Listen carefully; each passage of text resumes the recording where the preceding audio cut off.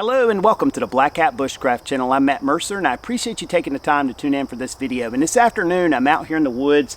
I was doing a little work on my trap line and I was just taking a few minutes to tinker with a primitive style trap. This is a windlass trap. It's nothing new. There's many videos on YouTube that show this type of trap, but this is just a way that I've been tinkering with how to set it up. I think it works really well. And I think it's a good trap to know because it's very simple. It requires just a little bit of resource as far as cordage goes. And other than that, everything can be found off the landscape. And it's pretty versatile about where and how you can set up the trap. So I'll talk about that and just share with you this little one that I've set up here. So let's take a closer look at a windlass trap. All right, you can see here I just have a couple of little maple saplings and they come down to be the perfect distance apart here to create this windlass trap. And basically we have 3 sticks. I have a bait stick here, which you can see I've forked out, and that's where we would put our bait, kind of wedge it in there. And then we have this crossbar here, which supports everything. And then we have our lever stick, which actually creates the windlass, which we wind the trap up. You can see I've kind of fancied it up with a little spike there. Very simple to do. And this could be a nail driven through that lever stick, or it could just be the lever stick is like a club and provides blunt force trauma to the animal. But I think that a spike or a nail works really good to help dispatch that animal a little bit faster and hold him in place. But this is literally just a balancing act. For this trap, I've created 2 7 notches that oppose each other. And there's a flat here that goes on that crossbar where it connects, and then the flat of the lever stick wedges into that 7 notch there. So very simple to create, nothing fancy about it, but very effective. All right, so let's reset this trap. And all you have to do is manipulate this lever stick to create tension with the windlass. And this is a trap that you do not want to have an accident with, so I'm gonna be very careful. You can see I just take this bait stick and kind of wedge there on the flat of my cross member, and now I just have to hold this in place and just set all of that in there. I'm kind of releasing a little bit to allow the tension to kind of bite in place. Notice I get my hand free and then I release. Our trap is now set. Right. This trap is kind of wound up tight right now, but let's take a look once again how easy. I barely touched that.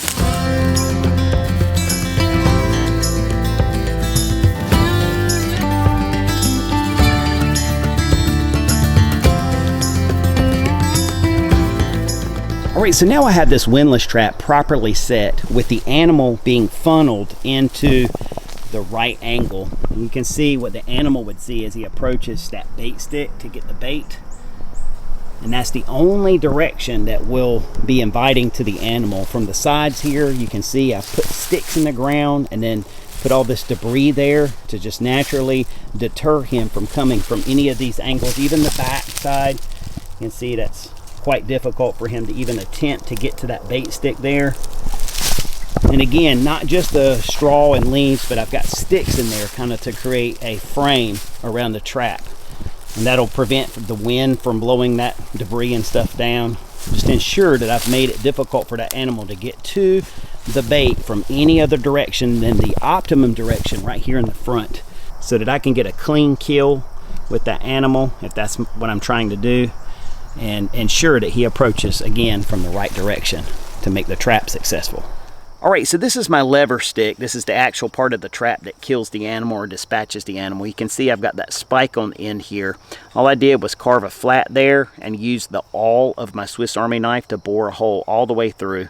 And then I just carved down a piece of seasoned wood. This is actually seasoned maple here. I don't use green wood for that because it's more apt to break off.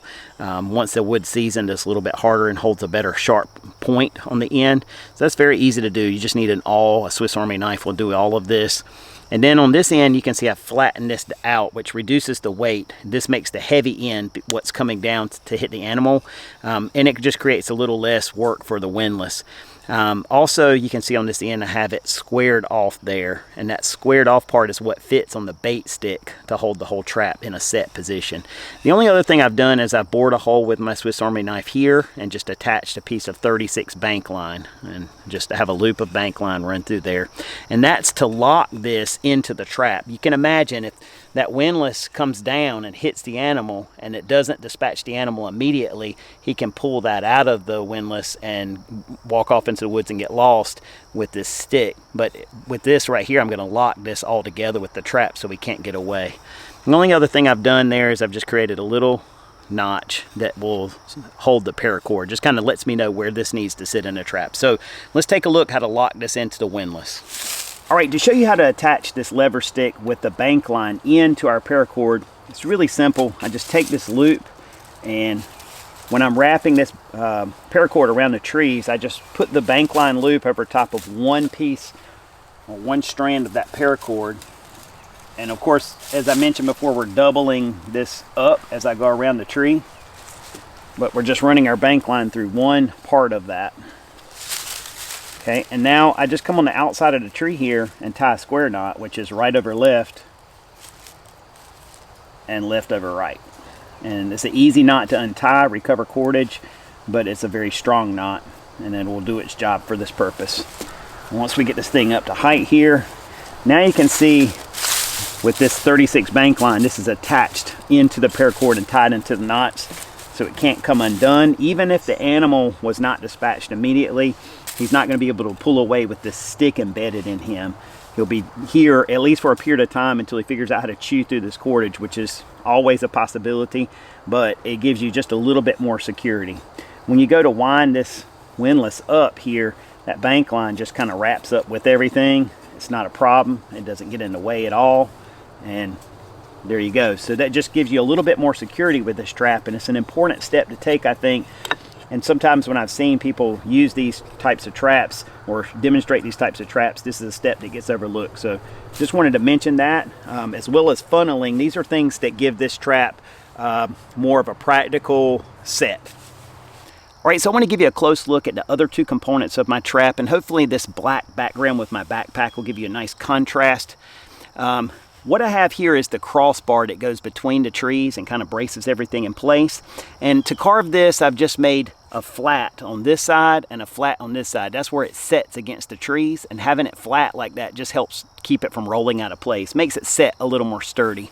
And this part here, this is just like a giant log cabin notch. It's probably a couple inches wide, you can see here.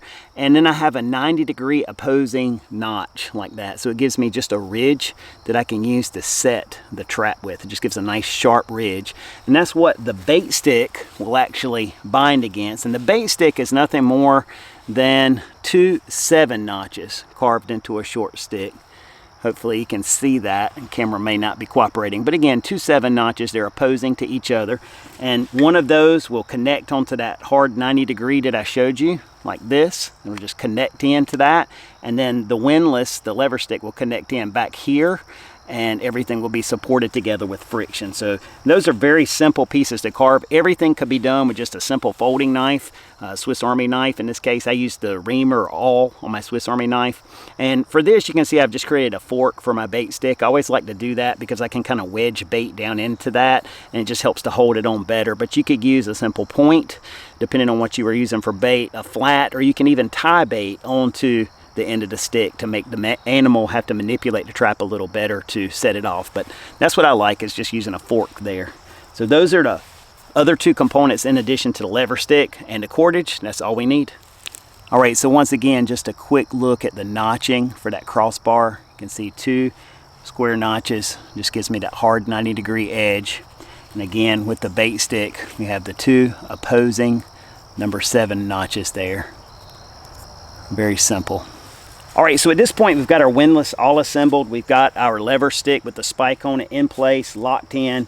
And now all we have to do is wind this thing up as tight as we want to wind it. And I'm not going to go full on. Just to show you, I can wind this thing multiple times, and that's getting pretty tight. I could probably go one more round, and that's about it. And I'm going to leave it where it's at for now. And what I do is I take this crossbar here, and I just hook that flat, and I have this thing marked so I know which side is up. You can see right here I have a little arrow carved in. It's probably hard to see, but I just put those two together and hold them with my thumb like a cross. And now all I have to do is hold this lever stick up and come down here and just prop that in place and get some tension on it. I can feel it kind of bite in. I can feel that it's secure. I'll release that, but notice how my hand's still in place there just in case that thing should slip. And now we have a set trap.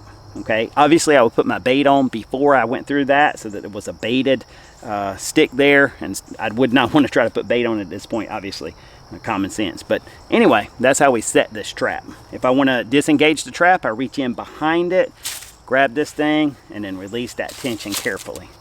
Okay, another safety feature is once that crossbar is in place, it can't keep rotating around. And just release that tension down. All right, and we're good there. All right, so I appreciate you guys taking the time to tune into this video. I hope you enjoyed taking a quick look at this windlass trap, and hopefully I gave you a good look at how I created this. And maybe it'll give you an idea of how you might want to practice this particular primitive trap. Remember, one of the important things is if you set this up, make sure to funnel the animal, and that will ensure that you get the proper approach and a better chance of cleanly dispatching that animal. And even in a survival scenario, we always want to be cognizant of the animal, and we want to be respectful of other life and try to make sure that we do things clean and ethically. Obviously, with these survival traps, we can only do but so much because they are primitive in nature, but in a survival scenario, we do what we have to do.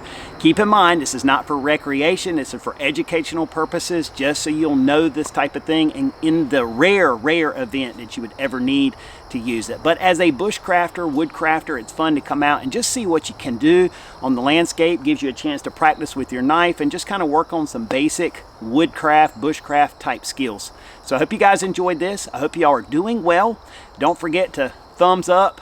Make sure to subscribe if you haven't subscribed. Don't forget, I have links down below if you're interested in any affiliate links. I have an Amazon page where I display all the gear that I use. Also, my Self-Reliance Outfitters affiliate link is down there. Please take a look at those if you're interested in any gear or any of the things that I recommend and use. I appreciate your support always. I hope you guys are doing well. And as always, until the next one, take care, be safe, and God bless you and yours. See you soon.